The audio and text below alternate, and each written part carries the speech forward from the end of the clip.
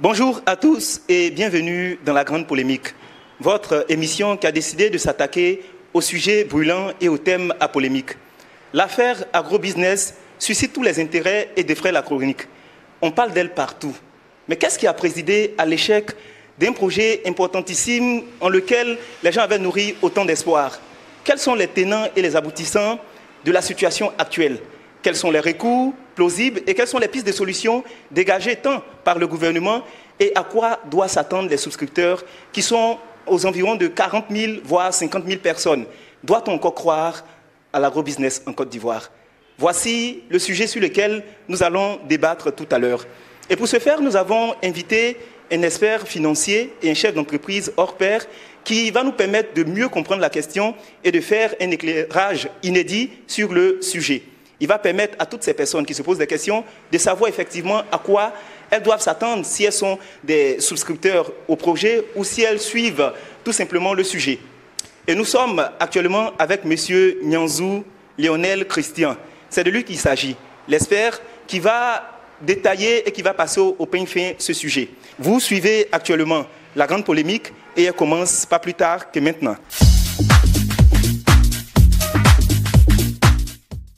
Bonjour à vous, Monsieur Nyanzou. Bonjour. Tout à l'heure, j'ai tenté de vous présenter. Certainement, la biographie que j'ai dressée, elle est laconique et puis elle est peut-être même réductrice. Mais on va vous permettre de vous présenter mieux pour que nos téléspectateurs puissent savoir qui vous êtes. Alors, qui est Monsieur Nyanzou Lionel Christian? Je suis Monsieur Nyanzou Lionel Christian. Je suis financier. Je suis expert. Je suis directeur général de la Société internationale d'expertise. C'est une société, une SARL, un capital de 10 millions. Nous avons quelques pôles d'activité, tels l'expertise comptable, où nous faisons des audits légaux et contractuels, mais aussi des missions d'élaboration d'outils de gestion, tels les manuels de procédure. Nous faisons l'assistance et la tenue comptable. Et nous avons des programmes pour aider les entreprises à atteindre leurs objectifs, tel le programme d'optimisation de l'amélioration des performances.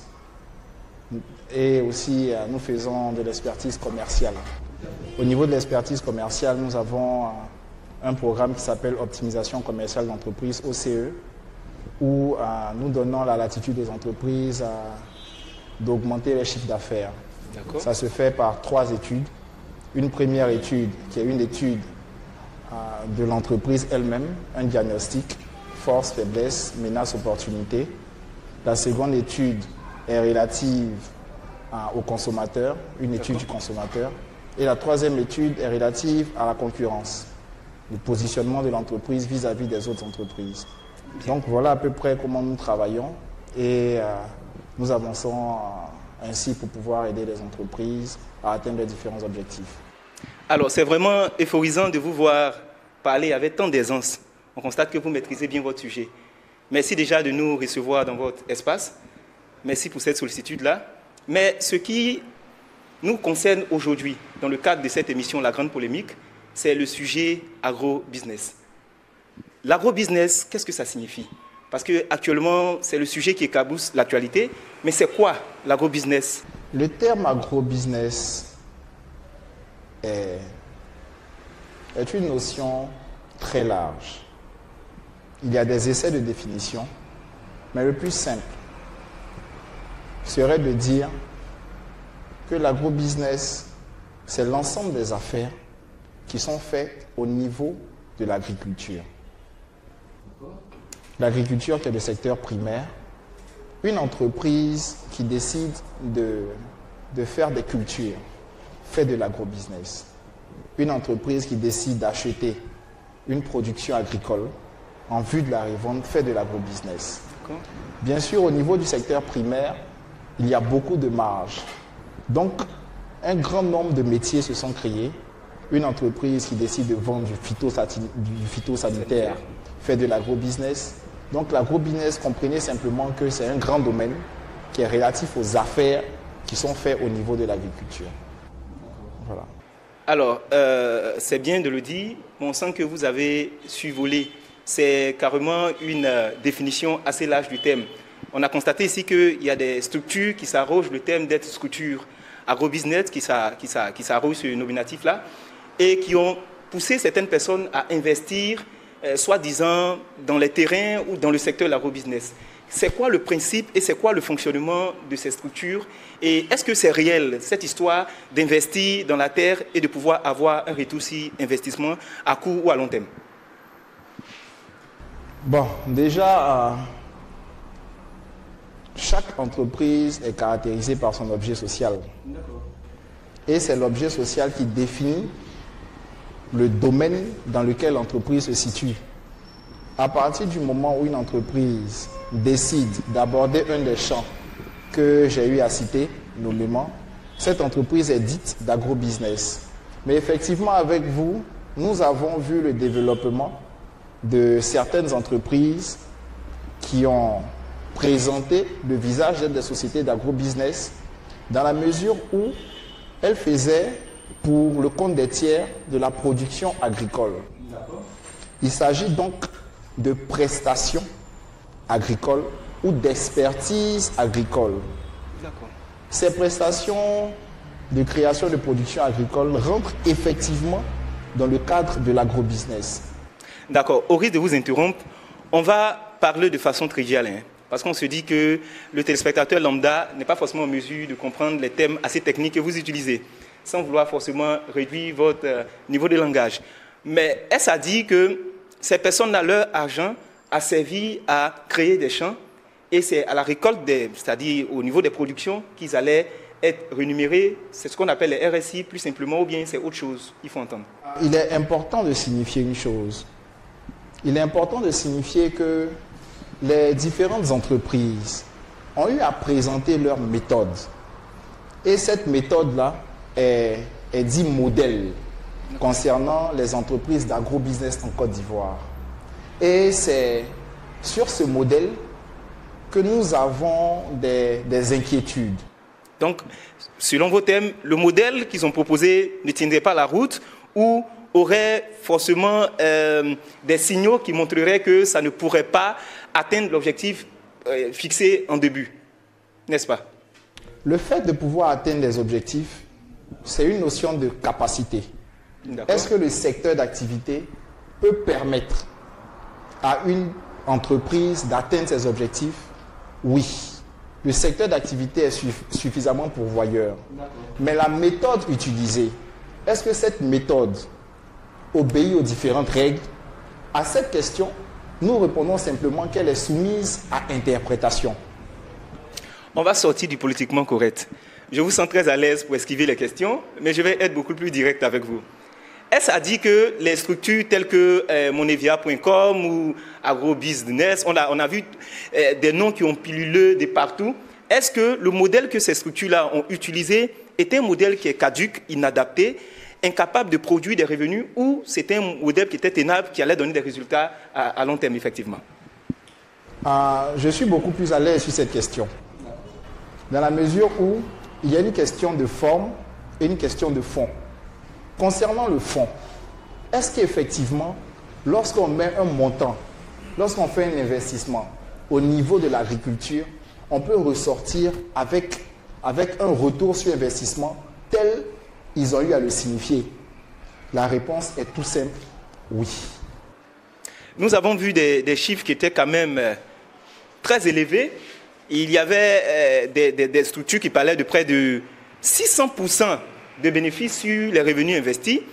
Est-ce que ce n'est pas un écran de fumée qu'on veut présenter aux souscripteurs pour pouvoir l'appâter et l'attirer à ce qu'ils viennent financer? Ou est-ce que c'était possible réellement qu'au bout du financement, on ait les 500, 600%, je dis n'importe quoi, qui ont été promis? En ce qui nous concerne, nous pensons qu'il est possible d'atteindre les 200, 300, voire 400%, mais pour des taux allant jusqu'à 600 à 1000%, je reste sceptique. Il est encore important de signifier qu'en Côte d'Ivoire, nous avons reposé notre économie sur le secteur primaire. C'est bien ça. C'est un peu pour cela que nous disons que l'économie de notre pays est basée sur l'agriculture. Contrairement aux pays dits du Nord qui, eux, sont au niveau du secteur secondaire, c'est-à-dire l'industrie. Qu'est-ce que cela signifie tout simplement? Ça signifie que les investissements qui sont faits au niveau agricole donnent un retour sur investissement tel que nous l'utilisons en Côte d'Ivoire pour pouvoir bâtir tout ce qui est route, pour pouvoir bâtir tout ce qui est infrastructure, pour pouvoir faire l'électrification, etc. Donc, dans le fond, pour la question de fond, est-ce qu'il est possible de faire de l'investissement au niveau agricole et obtenir un retour sur investissement qui serait très intéressant? Chez nous, les financiers, on parle de vanne. La valeur actuelle nette au niveau de l'agriculture est très élevée et permet le développement de notre pays. Donc, pour la question de fond, laissez-moi vous dire, laissez-moi vous surprendre en vous disant qu'effectivement, les retours sur investissement promis dans ce cadre d'un investissement au niveau de l'agriculture peut se faire. D'accord. On sait tous que l'agriculture a présidé au miracle économique en Côte d'Ivoire. Et le président Houphouët-Boigny lui-même se targuait de dire que notre développement passerait forcément par l'agriculture. Et lorsque le projet agrobusiness est venu, il a nourri beaucoup d'espoir et on a vu à travers ce projet-là la panacée qui allait guérir la pauvreté totalement. Mais la question que plusieurs personnes se posent avec moi en surplus, c'est à quel moment est-ce qu'il y a eu un dysfonctionnement dans le process? À quel moment? D'où est venu le problème? Est-ce un problème technique? Est-ce un problème financier? Est-ce un problème organisationnel? D'où vient le problème, d'où vient le dysfonctionnement qui a fait que les RSI n'ont pas pu être respectés? Je parlais tantôt de questions de fond et de forme. Au niveau du fond, j'ai fait savoir qu'il n'y avait pas de problème.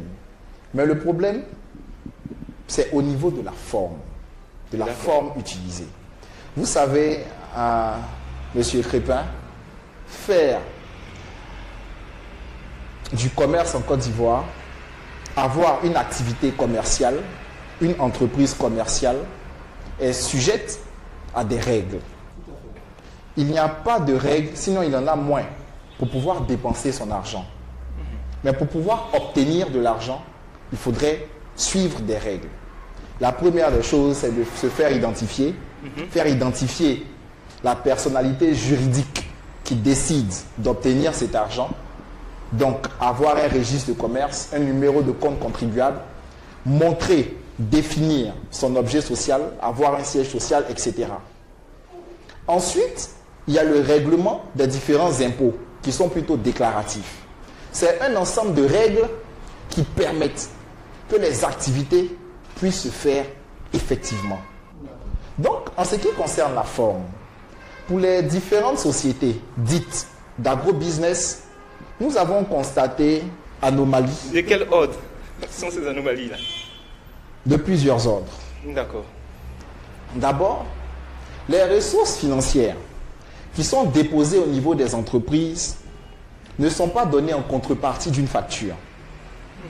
Alors que chaque entreprise se doit d'obtenir ses ressources financières, ses différents paiements, en contrepartie de son expertise, de sa prestation de service ou de sa commercialisation de produits. Je vous donne un produit, vous me donnez de l'argent. La prestation que je vous vends est constatée par une facture.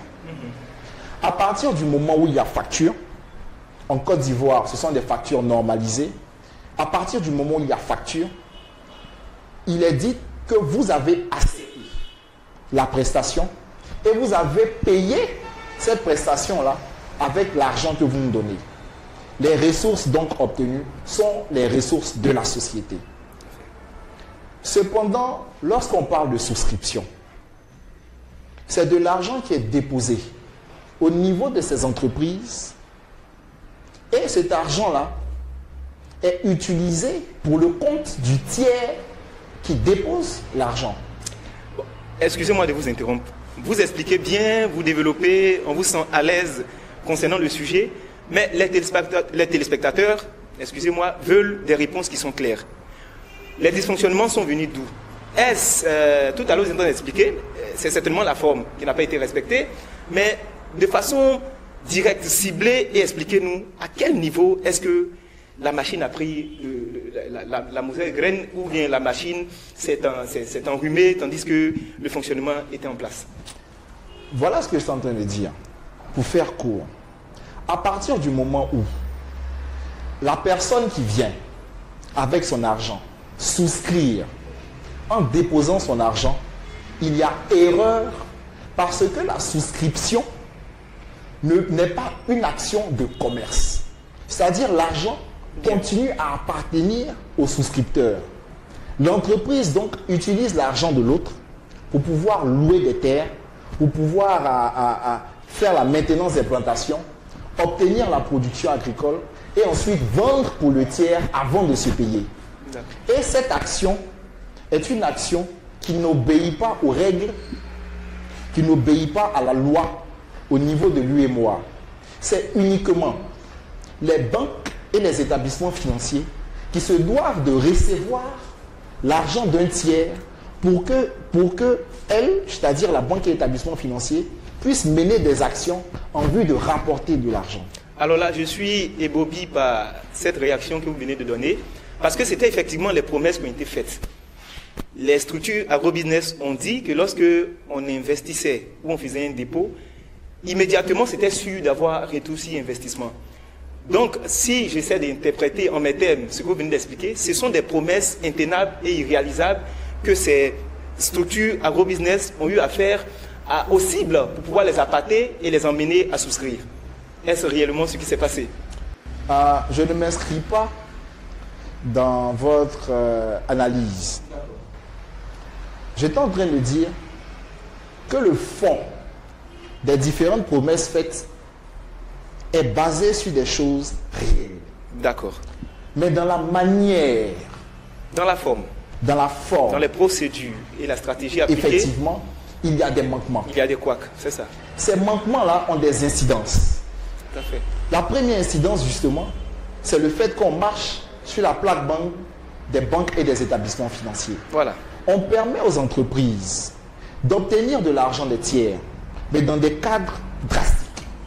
Le premier élément, c'est l'appel public à l'épargne, où on demande aux entreprises, où on demande plutôt aux populations de venir avec leur argent pour permettre à l'entreprise d'avoir suffisamment de fonds et continuer son activité. D'accord. Dans ce cadre, il est important de signifier que l'entreprise qui doit faire un appel public à l'épargne doit d'abord déposer ses bilans des 3 années antérieures qui doivent avoir la certification d'un expert comptable afin de pouvoir protéger les intérêts des populations qui viennent déposer cet argent. Encore, l'entreprise, après son appel public à l'épargne, doit forcément atteindre un niveau de 100 millions de francs CFA au niveau du capital social. Et en dernier lieu, l'appel public à l'épargne doit servir uniquement à augmenter le capital social de la société. En clair, il s'agira d'une augmentation de capital. Concernant la seconde méthode, pour prendre de l'argent d'un tiers sans une facture, il s'agit du compte courant associé. Dans ce cadre, les tiers, c'est-à-dire les personnes, qui sont des personnes généralement qui connaissent le gérant, le directeur général, le dirigeant de la société, lui prêtent de l'argent pour qu'il puisse accomplir des tâches. En cela, il y a des règles. Il faudrait effectivement que ce soit constaté par virement, etc., etc. Voilà à peu près les règles à suivre en ce qui concerne le fait de détenir l'argent d'un tiers. Donc le premier problème, c'est le fait qu'il y ait manque de facture. Mais le manque de facture entraîne un second problème. Vous savez, les ressources financières sont tracées par l'État, puisque nous sommes dans un état de droit. Concernant les entreprises, la manière de pouvoir connaître le niveau de ressources financières que dispose une entreprise, c'est à travers la taxe sur la valeur ajoutée. C'est ça. La TVA. Chaque mois, chaque entreprise a obligation de faire cette déclaration de TVA. Ça permet à l'État tout simplement de connaître le niveau de vente, donc le niveau d'avoir à peu près de cette entreprise-là en banque.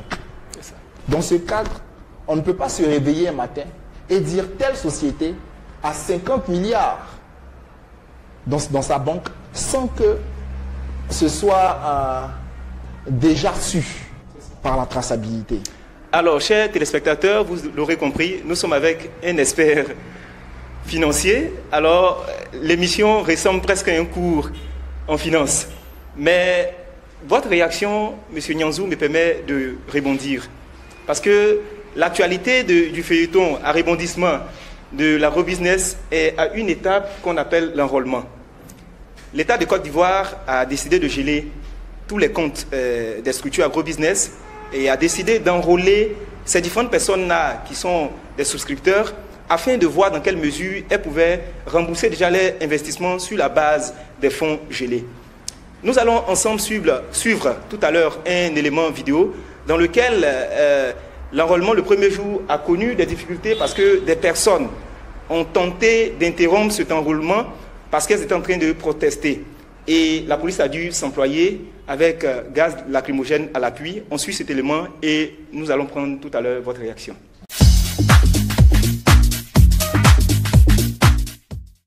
Au jour d'aujourd'hui, l'État qui a parrainé même ce business-là, aujourd'hui, cet État trouve que c'est une bande d'arnaqueurs et que c'est du blanchissement d'argent. Donc nous sommes ici aujourd'hui pour venir revendiquer, pour venir dire à l'État que si on était arnaqué, l'État a sa part de responsabilité dans cette arnaque. Aujourd'hui, les gars de Monevea.com et toutes ces autres entreprises de l'agrobusiness ont des documents en bon et due forme bien signés par le CPC, qui est un organe de l'État pour gérer un peu tout ce qui est entreprise au niveau de la Côte d'Ivoire ici. En tant qu'intellectuel, avant d'aller souscrire là, nous avons pris l'habitude de bien nous informer, de bien nous renseigner. Nous avons vérifié au niveau des impôts, ils étaient connus là-bas. Nous avons vérifié au niveau du CPC, ils sont connus. Alors nous sommes simplement ici aujourd'hui pour dire à l'État que si c'est une arnaque, que l'État lui-même décide de récupérer les banques comme ils ont fait, mais qu'on nous paye ce qu'on nous donne normalement avec nos RC correctement. On ne veut pas de remboursement des capitaux parce qu'on suppose qu'à cause de l'État, nous avons investi dans un business. Donc aujourd'hui, on demande à être remboursé avec nos intérêts, avec nos RC. On ne veut pas de remboursement des capitaux. À défaut, ce que l'État peut faire, c'est de mettre en place une politique de jurisprudence pour essayer d'organiser ou bien canaliser les différents paiements. L'État peut prendre sur lui de bloquer le compte et puis lui-même, chacun passe au trésor quand son contrat arrive à échéance pour se faire payer. Et après le paiement du dernier souscripteur, l'État peut décider de mettre fin à ce business-là. Moi, c'est Mme Kaka. J'ai dit, l'argent de souscription, là, hein, on a pris prêt pour souscrire. Et depuis, on souscrit jusqu'aujourd'hui, il n'y a plus payé notre argent. On n'a pas saisi d'autorité pour dire qu'il y a escroquerie. C'est nous, on a mis notre argent. Si le gars ne nous paye pas, c'est nous, on va aller se plaindre. Mais jusque-là, on ne s'est pas encore plaint. Ils viennent geler les comptes. Hein? On ne peut pas nous payer. Attends, on a pris prêt pour souscrire. Et les banques nous coupent. Quand les banques nous coupent, et puis eux là, ils ont mis bras sur notre argent. Entends, les banques là, ils n'ont qu'à attendre que quand ils vont nous payer là, ils vont commencer à couper, ils vont continuer à couper, mais ils continuent de nous couper. Là où on attendait que l'investissement rentre pour qu'on puisse compenser ce que la banque nous coupe là, et ils ont mis la main dessus sous prétexte qu'ils nous protègent de quoi? Ils nous protègent de quoi? Viens maman. De retour sur le plateau de la grosse polémique. Alors, M. Nyanzou, ensemble, nous venons de suivre un élément dans lequel on voit l'attitude belliciste des souscripteurs qui se comprend parce qu'ils attendent avec grande impatience que les fonds qu'ils ont investis leur soient restitués. Mais on a vu aussi la réaction assez rustaude de la police qui a voulu bien éparpiller tous ces protestataires-là pour permettre que l'enrôlement puisse bien se dérouler. La question que je veux poser maintenant, c'est à qui la faute finalement? Parce qu'un projet qui a nourri tant d'espoir, aujourd'hui c'est près de 40 000 voire 50 000 personnes qui ne savent plus à quel sens se vouer et qui sont presque laissées pour cause. Alors, à qui la faute? Est-ce la faute à l'État? Parce qu'on a vu tout à l'heure sur les pancartes, on disait l'État doit dégeler les comptes pour qu'on puisse avoir accès à nos investissements. Est-ce la faute de l'État? Est-ce la faute aux souscripteurs pour la naïveté moutonnière dont les accusent certaines personnes, ou est-ce finalement la faute des responsables des projets agrobusiness? Les responsabilités sont partagées puisque, effectivement, l'intervention de l'État est une intervention qui se comprend dans la mesure où l'État a un rôle régalien. L'État se doit de mettre en place des règles, de sorte que nous puissions vivre en toute sécurité et nous puissions être dans une atmosphère qui nous permette de développer nos affaires. L'État se doit de contrôler, mais aussi, lorsqu'il y a des problèmes, de chercher à comprendre et de régler les problèmes. Ce que je sais de l'intervention de l'État, ce n'était pas tout de suite de sanctionner, mais plutôt de mettre en place un comité qui regorgeait de plusieurs structures de l'agriculture afin de comprendre le modèle et réguler le secteur. Certainement, les actions qui ont été posées par la suite vont à dire que les informations qu'ils ont détenues de par leurs différentes investigations allaient pour pouvoir leur permettre de poser ce genre d'action-là. Mais effectivement, la question se pose parce que la résolution d'une affaire est fonction de la satisfaction des parties. C'est-à-dire, chez nous on dit que lorsqu'il y a une mauvaise entente à l'amiable, ça vaut mieux qu'un très bon procès. Donc, il y avait possibilité pour l'État d'aller vers d'autres solutions qui allaient permettre à ces personnes pour qui l'État travaille en réalité de moins se plaindre. Cependant, les solutions prises ont créé ces différents incidents-là. Je profite de l'occasion pour me porter aux côtés des différents souscripteurs. Voilà. Parce que leurs histoires sont bien réelles. Il y a des personnes qui ont eu à vendre leur maison, obtenir des biens, les investir. Bien sûr, les investir. Parce qu'ils ont eux-mêmes mené des enquêtes et vu que d'autres personnes qui avaient investi ont eu leur retour sur investissement. Tout comme vous, je compatis absolument au drame que connaissent les souscripteurs. Mais est-ce que la faute ne vient pas du fait qu'ils n'ont pas été assez précautionneux sur les différents détails? Est-ce que ce n'a pas été un peu trop rapide et trop facile d'éjecter leur argent dans une telle affaire sans d'abord prendre des précautions qui auraient pu garantir une suite bénéfique? Effectivement. Nous, experts, donnons très souvent nos conseils aux chefs d'entreprise sur les différentes politiques, les différentes stratégies pour mieux gérer leur entreprise.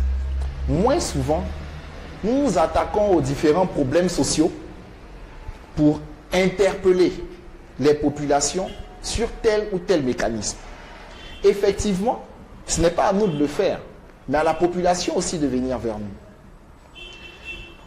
Dans ce cas, les responsabilités sont partagées parce qu'à côté de l'État, la personne qui investit se doit, avant chaque investissement, de prendre conseil. Et les différents conseils appropriés leur auraient permis de lever les différents manquements, de relever les différents manquements, porter ces manquements à ces structures. Et j'espère que puisque ces structures, parce que moi je pense très humblement que ces structures ont agi de bonne foi, ces structures allaient corriger les différents problèmes organisationnels et juridiques qu'elles mettaient au devant en mettant en place leurs activités. Donc finalement, l'étape du gouvernement de geler les comptes, ça a été une action précipitée? Non. Le fait de pouvoir geler les comptes est une décision. Et on ne peut geler des comptes sans décision juridique. La question était, est-ce que la décision elle est opportune ou elle est précipitée? Parce que finalement, s'ils avaient laissé un peu plus de temps aux structures agrobusiness, certainement qu'elles auront pu rembourser les différents fonds jusqu'à aller au niveau des RSI. Le projet tel que présenté, le projet suivait-il les règles de l'État? La réaction de l'État est issue des intelligences que notre pays régorge. Donc je ne suis pas en train de dire que l'État ne devait pas agir. La question même quelque part avait été, est-ce que l'État ne devait pas agir avant? Voilà. Et c'est sur cette question même que je veux partir maintenant. On a constaté par exemple qu'aujourd'hui tout le monde, ces structures agrobusiness qui étaient adoubées, acclamées des deux mains hier, aujourd'hui ces structures-là sont en train d'être traitées de banques volantes, de banques qui n'existeraient pas, qui ne sont pas conformes, qui n'ont pas d'agrément. Or, nous savons qu'ils ont fait des parutions dans Fraternité Matin. Nous sommes sans ignorer que Fraternité Matin, c'est le journal étatique. Nous avons vu plusieurs responsables de certaines directions qui étaient présents lorsqu'on était en train de faire la remise des chèques. Est-ce que cette attitude n'a pas été la chose qui a conforté les différentes personnes à venir souscrire? Est-ce que ça n'a pas été une action qui a justifié au corps défendant de l'État de Côte d'Ivoire le fait de faire la promotion de ce projet qui, suite à ce qu'on voit, avait beaucoup d'incohérences quand même dès le départ? Pour ma part, je suis convaincu. Je suis convaincu que tout homme doté d'une certaine expertise dans le milieu des affaires et opérant en Côte d'Ivoire verrait les différents éléments que j'étais tantôt en train de signifier, notamment le commerce de l'argent ou bien l'interprétation concernant le commerce de l'argent. Cependant, au niveau de l'État, puisque l'État n'est pas fait pour une personne, l'État n'est pas fait pour un individu, l'État se doit d'observer les différentes entreprises et lorsqu'elle sent qu'il y a incohérence quelque part, d'agir. Cependant, la période entre la création ou la violation même des différentes lois, des différentes règles, et l'action de l'État, il y a un moment d'observation qui pourrait relativement être long. Dans notre cas, l'État n'a pas attendu que les choses se gâtent. S'il s'agissait de système pyramidal, je préfère le dire ainsi, s'il s'agissait de système pyramidal, ce système aurait pu perdurer pendant 25 voire 30 ans. Mais si c'est maintenant que l'État a eu à agir, c'est simplement parce que elle a eu à mettre des balises et à voir des voyants rouges au niveau de l'échiquier politique et de l'échiquier économique. Donc ce que je vais pour dire, pour pouvoir répondre très très clairement, c'est que toutes les différentes parties ont failli quelque part. Au niveau des populations, les populations ont eu à faillir dans la mesure où elles ne se sont pas entourées de suffisamment d'expertise pour pouvoir faire ce type d'investissement, qui en réalité sont de bons investissements, mais en ce qui concerne le conseil sur la matière, sur la manière.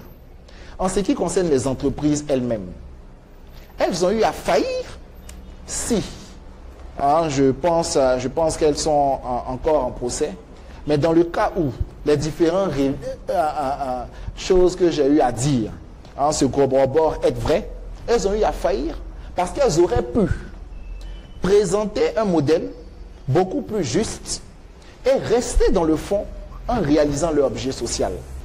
La population ivoirienne se doit de travailler, de faire de bons investissements, parce que cette population mérite de sortir de la pauvreté.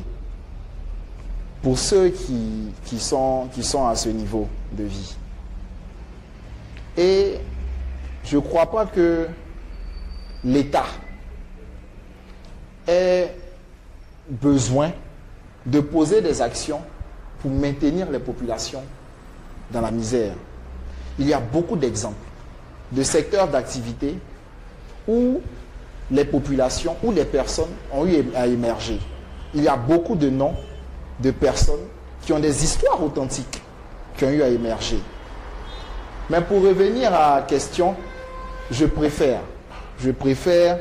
ne pas parler des propos de monsieur Yapi, qui est présenté comme un affabulateur et un prometteur de choses intenables. Mais ce que je peux dire, je peux dire que les actions de l'État sont des actions qui vont sur la forme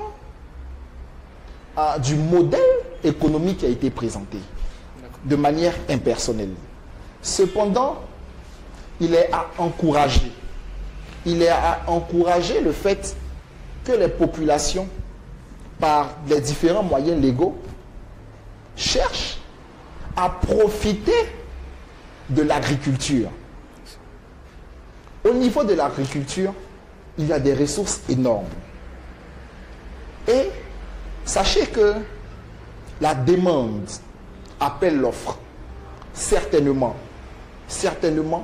des programmes seront mis en œuvre pour pouvoir répondre à ces demandes-là. Il est possible de le faire, mais il faut tout simplement suivre les règles du jeu. Et nous apportons notre expertise. Nous espérons que dans les jours prochains, dans les mois à venir, qu'il puisse avoir encore une vague d'entreprises qui sont des entreprises dans le secteur de l'agriculture, qui, elles, suivront les règles du jeu. D'accord. Avant qu'on arrive à ces entreprises, quelles sont aujourd'hui les conséquences actuelles de la déconvenue du projet de l'affaire agrobusiness tout court, et quels sont les risques envisageables, c'est-à-dire quelles sont les conséquences? À partir du moment où vous allez vers une entreprise pour déposer de l'argent et en retour, cette entreprise se doit de vous donner de l'argent, que ce soit pour des productions agricoles à la base, etc. Vous, l'intention que vous avez en partant là-bas, c'est d'avoir les ressources financières. Il s'agit du commerce de l'argent. Et le commerce de l'argent, c'est uniquement les banques et les établissements financiers qui se doivent de le faire. Pourquoi? Parce que les banques et les établissements financiers ont un suivi strict, ont des taux d'intérêt qui sont régis, qui sont réglés et qui sont suivis avec des taux planchers et des taux plafonds. Il y a notamment l'inflation, que je pourrais vous expliquer simplement. Mais à côté de cela, il y a aussi le coût d'opportunité et le risque, qui sont des éléments qui permettent de définir les taux d'intérêt qui sont donnés. Donc, lorsque tu investis ici, dans une banque, et tu as un retour avec un taux d'intérêt de 3,5%, et si tu vas dans une autre entreprise où tu déposes ton argent, et tu as un retour de 300 voire 400%, mais il est clair que tu vas sortir ton épargne pour aller le déposer où tu as un retour sur investissement plus élevé. En le faisant, une banque qui se vide tombe. Mais la chute d'une banque entraîne la chute systématique des autres banques. Vu que c'est les banques qui se doivent de garder nos ressources financières, étant en cessation de paiement, les entreprises elles-mêmes ne pourraient plus avoir de ressources financières. Donc plus de salaire. Plus de salaire, ça signifie plus de marché, parce qu'on ne peut plus aller au marché pour acheter des biens. Voilà à peu près le gros risque. L'autre risque, c'est à ce qui concerne la traçabilité financière. Lorsqu'il n'y a pas de traçabilité concernant les ressources financières d'une entreprise, c'est-à-dire lorsque une entreprise ne donne pas de facture et n'est pas suivie à travers la TVA et donc obtient des ressources financières en banque qui ne sont pas tracées, il y a des risques en ce qui concerne la lutte contre le terrorisme. Je veux dire, on ne permet pas aux individus de voyager avec de fortes sommes d'argent. Aussi, même pour pouvoir faire un transfert à l'étranger avec des fortes sommes d'argent, c'est soumis à conditions. Pour limiter justement la lutte, pour pouvoir aider à la lutte contre le terrorisme, parce que pour pouvoir faire du terrorisme, il faut des gros moyens. Mais si X ou Y regorge de richesses, obtient de l'argent sans suivre les règles du jeu, ce X ou Y a la capacité de pouvoir financer des actions contre autrui. À côté de cela, il y a aussi un autre risque qui est pour moi fondamental. À partir du moment où chaque personne, chaque individu se dit il est possible pour moi de pouvoir déposer de l'argent et d'obtenir des ressources financières par derrière. Et dépose et obtient effectivement. À partir de cela, la personne va aller voir ses frères, les personnes qu'il souhaite qu'elles sortent aussi de la pauvreté, pour leur dire, écoutez, moi j'ai eu mes ressources financières. On a fait la propagande. Donc, venez, je suis fondamentalement chrétien, chez nous on dit, vous viendrez avec 7 démons plus forts que vous. C'est ça. Donc, cette personne, plus forte que vous financièrement, pour pouvoir aussi faire des dépôts. Donc, la structure qui reçoit, ne reçoit pas, après avoir reçu la personne, ne va pas recevoir 2 personnes, mais recevra pour cette personne-là 7 autres personnes. Autrement dit, de manière exponentielle, on aura une personne au départ, ensuite 10, le jour qui suit à 100, et le jour après 1000, et ça va continuer 10 000, etc., de manière exponentielle. De sorte que les engagements qui ont été pris par la société, de faire des cultures, de pouvoir les vendre, et ensuite de pouvoir utiliser ces ressources financières, de pouvoir les payer, et payer ces personnes-là, sans même faire les cultures. Le risque, c'est bien cela. Sans même faire les cultures, cette entreprise aura la capacité de payer ses retours sur investissement. En utilisant les fonds déposés par les nouveaux souscripteurs. Effectivement. Au fur et à mesure que la pyramide s'élargit, on peut prendre ceux qui sont en haut pour payer ceux qui sont en bas, par exemple. Et c'est un gros risque. C'est un gros risque. Ça nous permet de parler de blanchiment d'argent. Ça veut dire quoi? Ça veut dire que pour pouvoir fonctionner de manière légale, vous affichez un objet social, je fais ceci, je fais cela, mais en réalité, ce que vous utilisez, c'est toute autre chose qui n'est pas permis par la loi. Donc, il s'agit là de blanchiment d'argent. Et la liste, excusez-moi, et la liste des conséquences, elle s'allonge. Sans vouloir édulcorer l'importance des thèmes que vous tenez, mais pour le souscripteur lambda qui nous regarde actuellement, ça risque d'être un verbiage creux. Lui veut entendre des réponses concrètes. Est-ce que l'État qui a promis de lui donner son investissement, est-ce que c'est possible pour ces 40 000, voire 50 000 personnes? Est-ce que c'est encore possible pour ces personnes-là de toucher ce qu'elles ont eu à déposer comme fonds? J'aimerais que vous regardiez là-bas la caméra et que vous vous adressiez à eux directement. Je ne peux avoir la prétention de parler pour l'État. Je ne peux aussi avoir la prétention de répondre à cette question-là sur la possibilité que l'État respecte les engagements qu'il a pris vis-à-vis de la population.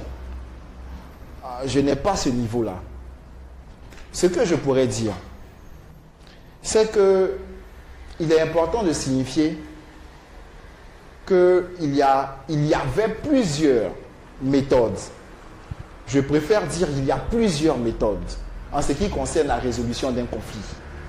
Et la résolution à l'amiable qui met les souscripteurs au devant, qui leur permet d'obtenir beaucoup plus d'intérêt, qui leur permet d'être beaucoup plus satisfaits de cette résolution-là, pour moi est la meilleure, à mon sens. Cependant, je suis moins décideur que les intelligences que je respecte énormément au niveau de l'État qui prennent des décisions. J'ai vu avec vous, avec un certain nombre de personnes qui suivent l'agrobusiness, des déclarations des responsables, des structures d'agrobusiness qui vont pour dire qu'ils ont la capacité de rendre, oui, bien sûr, non seulement les ressources investies, mais aussi les retours sur investissement. Sans me prononcer sur la question, je pense que à voir les éléments que vous nous avez présentés, c'est à peu près le choix des populations et il y avait possibilité pour l'État d'encadrer justement ce choix-là. Mais sans plus d'éléments, je ne peux en venir à terme. Concernant la résolution en elle-même, la résolution en rendant les ressources des souscripteurs au prorata. Pour l'exemple que j'ai cité, rendre au prorata, ça signifie quoi en termes simples? Ça veut dire que si vous avez vendu votre maison à 15 millions et vous avez investi ces 15 millions, puisque l'État a pu prendre 10% des ressources de ces entreprises-là, l'État va vous rembourser 1,5 million. Wow. Voilà ce que ça signifie. Ça, c'est pas une très bonne nouvelle pour nos souscripteurs. Donc, ce serait 10% sur et là, il y a des risques. Le premier, c'est pour le reste de l'argent, pour les 90 autres pourcents. À qui le souscripteur devrait-il se plaindre vu qu'il a contracté de plein droit avec une entreprise privée, non avec l'État? Première question. La seconde, qui pour moi est très très importante, c'est en ce qui concerne la fiabilité des listes. Voilà, nous en venons.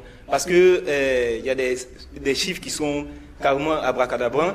Aujourd'hui, on nous dit 25 000 personnes. Demain, ça devient 30 000. Après, 35 000. Et qui sait, ceux qui habitaient par la mauvaise foi qui viendraient pour s'inscrire maintenant, pour pouvoir gonfler les rangs, sachant qu'au bout, il y a forcément de l'argent à percevoir. Donc ça, c'est une grosse nébuleuse. Comment l'État va réussir à s'en sortir? Je suis dans l'analyse selon laquelle l'État agit, non seulement de plein droit, mais en tant que personne responsable. Donc en cela, je ne crois pas, bien qu'il y ait des risques énormes, que la volonté de l'État, c'est de permettre des infiltrations. Cependant, je vous avoue qu'il est difficile d'éviter de telles actions, dans la mesure où il serait souhaitable que ce soit ceux qui établissent les listes, qui connaissent les antécédents. En matière d'audit, nous nous basons sur des pièces probantes, c'est-à-dire des pièces qui viennent du tiers, parce que soi-même, on a la capacité de falsifier.